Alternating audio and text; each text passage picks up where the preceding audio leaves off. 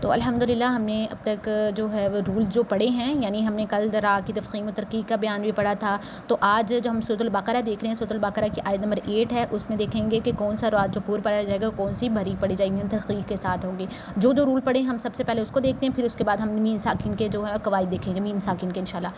سب سے پہلے یہاں پہ دیکھتے ہیں اعوذ باللہ من الشیطان الرجیم، بسم اللہ الرحمن الرحیم. وَمِنَ النَّاسِ، نون کے اوپر کیا ہو رہا ہے؟ یہاں پہ غنہ ہو رہا ہے. جو رول پڑھے ہیں ساتھ ساتھ ہم ریوائز کریں گے. الف مدہ ہو رہی ہے کیونکہ بعد الف ساکن سے پہلے زبر آ گئی. وَمِنَ النَّاسِ مَن يَقُولُ، یقول پہ واو مدہ ہو رہی ہے، ٹھیک ہے. آمنا، میم یہ والا جو میم ہوگا وہ کون سا ہوگا؟ یعنی غنانی میں آ جائے گا. کچھ رول میں بتاتی ہوں، باقی تو آپ کو پتہ چل ہی گئے.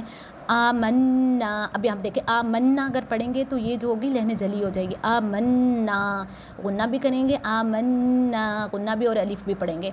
اس کے بعد باللہ. اب یہاں پہ دیکھیں اس میں جلالہ کا رول آ گیا نا، یعنی اس میں جلالہ ترقیق، یعنی اللہ کے نام سے پہلے زیر آ گئی تو یہاں پہ اس کو باریک پڑھ رہے ہیں. باللہ حواز کرنا، وبالیوم، اب یہاں پہ یہ لام ہے کیونکہ ہم نے دیکھا ہے کہ اللہ اس میں جلالہ کے لام کے علاوہ باقی جو لام ہوں گے وہ باریک پڑھے جائیں گے، تو وہ بل نہیں پڑھنا. اور ویسے بھی جو لام اس میں جلالہ کے لام سے بھی پہلے بھی اگر زیر آ گئی تو ہم نے اس کو بھی باریک پڑھا تھا، یہ بھی باریک ہی پڑھا جائے گا. وبالیوم، یوم الآخری. اب یہاں پہ وبالیوم الآخری، یہ والا جو را ہے نا یہ آپ نے دیکھنا ہے کیونکہ را کی ساکن ہم نے دیکھا تھا، را ساکن جب را اس کے نیچے زیر ہو تو ہم اس کو کیسے پڑھیں گے؟ باریک پڑھیں گے. آخری، روئی نہیں پڑھنا، آخری. وما ہم بمؤمنون، آج یہ والا جو رول ہے نا یہ آپ آج پڑھیں گے انشاءاللہ، کہ یعنی میم ساکن اس کے بعد با آ جائے، اخفا شفیع اس کو کہا جاتا ہے. تو ابھی پہلے سے دیکھ لیں، پھر دوبارہ جب آپ رول پڑھنے کے بعد دوبارہ دیکھیں گے ہم تو آپ کو اور زیادہ کلیئر ہو جائے گا. وما ہم بمؤمنین، بمؤمن جھٹکا، بمؤمنین پہ یا مدہ ہو رہی ہے، ٹھیک ہے. اور اگلی آیت جو ہوں گی وہ ہم دیکھتے ہیں اس کے بعد، یعنی اپنا لیسن پڑھنے کے بعد. وہ ہے ہمارا آج کا لیسن ہے سبق نمبر 8، یعنی میم ساکن اور مشدد، یعنی ساکن اور مشدد کے قواعد. اس میں کون کون سے ہیں قواعد آگے پہلے دیکھ لیتے ہیں. میم ساکن اس میں 3 آتے ہیں قواعد آتے ہیں، ادغام، اخفا اور اظہار. یعنی میم ساکن کے بعد اگر میم متحرک آ جائے تو ہم ادغام کہتے ہیں اس کو، لیکن اگر میم ساکن کے بعد با آ جائے تو اس کو اخفا کہتے ہیں، یعنی اخفا شفوی. ادغام شفوی، اخفا شفوی اور اظہار شفوی. شفوی یعنی میم ساکن جو ہوتے ہیں نا، میم کی قواعد کو ہم کہتے ہیں. میم ساکن کے بعد میم اور با کے علاوہ کوئی حرف آ جائے اس کو ہم اظہار شفوی کہتے ہیں. ہم دیکھتے ہیں اس کو. اب یہ والا ہے، یعنی میم مشدد ہر حال میں غنہ، یعنی میم مشدد پر دیکھا تھا نا ہم نے، یعنی جب غنہ کا میں نے آپ کو ٹاپک پڑھایا تھا اس میں دیکھا تھا نون اور میم کی ذات میں غنہ پایا جاتا، تو یہ مشدد ہوگا ہر حال میں. یہاں پہ عمہ کی مثال بھی دی ہوئی ہے، یعنی ناک میں آواز لے جانا. غنہ کی مقدار 1 الف کے برابر ہے، جیسے عم. اب آپ نے یہ مجھے ایک کمنٹ میں بتانا ہے کہ عما کو اگر میں میم کے بعد الف پڑھ دوں عما، تو یہ غلطی کون سی ہوگی؟ لہن جلی کی یا لہن خفی کی؟ یہ آپ نے کمنٹ میں بتانا ہے. عما کو پڑھنی غلطی کون سی ہوگی؟ اس کے بعد میم ساکن کے جو 3 قواعد، ادغام، اخفا، اظہار. سب سے پہلے ادغام ہے. ادغام کا مطلب یعنی داخل ہونا، مدغم ہونا، داخل ہونا، دونوں طریقے سے کہہ سکتے ہیں آپ. یعنی ایک حرف کو دوسرے حرف میں داخل کر کے اس طرح ادا کرنا کہ دونوں ایک ساتھ مشدد ادا ہوں.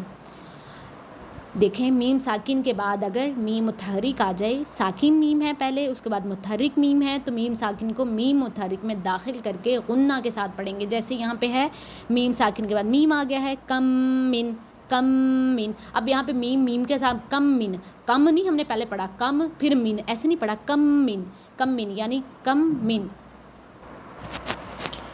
یہاں پہ ایک اور ہمیں مثال نظر آ رہی ہے. یہاں پہ دیکھیں میم ساکن، اس کے بعد پھر میم آ گیا ہے. یہ آیت نمبر 10 میں دیکھیں سورۃ البقرہ کی، فی قلوبہم مرض. اب یہاں پہ میم ساکن، اس کے بعد پھر میم آ گیا ہے. تو دیکھیں یہ رول جو ہے نا اتنے سارے قرآن مجید میں ہیں، یہ نون ساکن، میم ساکن اور جو رول پڑے ہیں، یعنی کچھ رول تو بہت زیادہ آتے ہیں. جیسے ابھی نون ساکن تنوین کے رول ہو گئے، یہ بہت آتے ہیں. غنہ کا بھی تقریباً کافی آ جاتا ہے. تو یہ جو باقی ہیں مد اصلی کے، یہ رول بہت آتے ہیں. یہاں پہ دیکھیں فی قلوبہم مرض، یہاں پہ قلوبی میم ساکن، اس کے بعد پھر میم آ گیا یا مشدد میم، تو ہم اس کو یہ کریں گے، یہاں پہ ادغام کریں گے. یہ آپ نے کہنا ہے ادغام شفوی.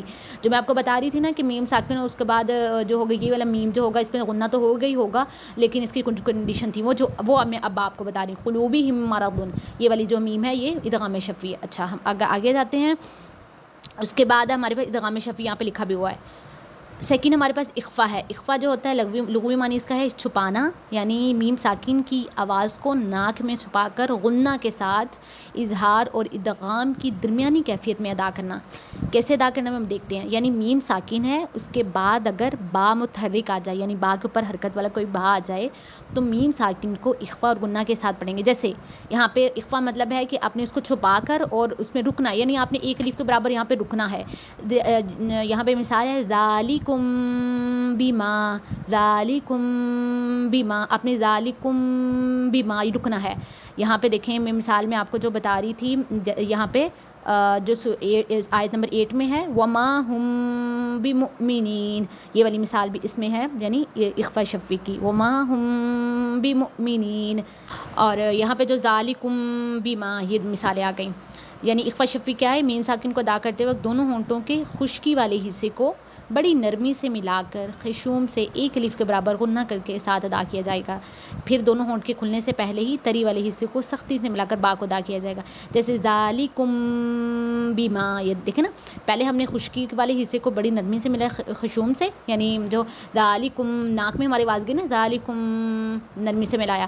پھر ہم جب با پڑھنا ہے نا تو ہم تھوڑا سا اس کو سختی کے ساتھ ذالکم بما، با پہ تھوڑی سختی آتی فیل ہوتا ہے. ذالکم بما بار بار آپ سنیں گے نا آپ کو پتہ چل جائے گا. یہ مثال ہوگی. تھرڈ ہمارے پاس رول ہے اظہار کا. یعنی اظہار ہے، اس کا لغوی معنی ظاہر کرنا، یعنی اصطلاحی تعریف ہے میم ساکن کو اس کے مخرج سے تمام صفات کے ساتھ غنہ کے بغیر ادا کرنا. یعنی اس میں اظہار ہوگا. اظہار کا مطلب ظاہر کرنا. یعنی میم ساکن کے بعد اگر با اور میم متحرک کے علاوہ با اور میم جو ہم نے اوپر دیکھا ہے، جو اخفا اور ادغام کے علاوہ جو حروف ہیں دو، با اور میم، اس کے علاوہ کوئی حرف آ جائے تو میم ساکن پر اظہار ہوگا، یعنی غنہ نہیں ہوگا. بہت مثالیں اس کی مل جائیں گی، جو پہلے میں آپ کو بتا نہیں رہی تھی نا، تو وہ اس وجہ سے نہیں بتا رہی کیونکہ ہم نے پڑھا نہیں تھا. علم تعلم، علم تعلم، اس کو اظہار شفوی کہتے ہیں. یہاں پہ دیکھیں، ابھی دیکھتے ہیں، یہاں پہ ہم میم ساکن ہو اور اس کے بعد ہمارے پاس ہو، یہاں پہ دیکھیں وَلَهُمْ عَذَابٌ، یہ والی مثال آ گئی. وَلَهُمْ یہاں پہ مثال وَلَهُمْ عَذَابٌ، میم ساکن ہے، اس کے بعد عین آ گیا یہاں پہ، تو اس کو ہم کیا کریں گے؟ اظہار شفوی. ٹھیک ہے. بہت ساری مثالیں آپ کو مل جائیں گی جو پہلے ہم نے پڑھی ہیں. جیسے یہاں پہ اوپر بھی ہے وَلَهُمْ عَذَابٌ عَظِيمٌ، یہاں پہ أَبْصَارِهِمْ غِشَاوَةٌ، میم ساکن غین آ گیا ہے. ٹھیک ہے. اور بھی نیچے بھی آپ دیکھیں گے تو آپ کو بہت ساری اس کی مل جائیں گی. یعنی جیسے وَإِذَا قِيلَ لَهُمْ، یہ والی مثال ہے وَإِذَا قِيلَ لَهُمْ لَا تُفْسِدُوا، میم ساکن اس کے بعد لا آ گیا ہے. یعنی میم، آپ نے یہ دیکھنا ہے کہ میم اور جو دوسرا حرف با تھا اس کے علاوہ کوئی بھی آ گیا نا حرف میم ساکن کے بعد، میم ساکن کے بعد میم اور با کے علاوہ کوئی بھی حرف آ گیا، جتنے بھی باقی حروف بچ گئے ہیں نا، ان کے علاوہ کتنے بچ گئے ہمارے پاس؟ اگر ہم 28 لگائیں تو ہمارے پاس 26 بچ گئے، 29 حروف لگائیں تو ہمارے پاس 27، یعنی 26-27 حروف باقی جتنے بھی ہوں گے وہ سارا اس پہ ہوگا اظہار شفوی. بہت آسان ہے یہ قاعدہ، اس کا یاد رکھنا.